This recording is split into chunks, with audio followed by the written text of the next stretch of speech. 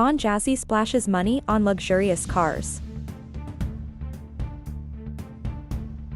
Michael Collins Ajera, aka Don Jazzy, a music producer, has added 3 brand new luxury cars to his garage. He resorted to social media to announce that he had recently added 3 additional vehicles to the fleet. The footage he shows captures many cars, including a Rolls-Royce, among others. He stated that he would still enjoy his previous automobiles despite the additional upgrades. He shared the video with the caption, "Even if some new toys join the family, I will love you anyway."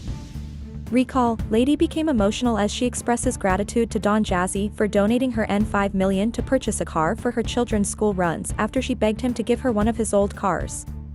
The mother made the request in the comments area of the Maven Records boss page. She had begged Don Jazzy to give her one of his used cars so she could alleviate the pressure of driving her children to school every morning. Don Jazzy responded to the post, stating that he had already sold all of his old automobiles, but he gave her 5 million naira to buy a modest car for the purpose.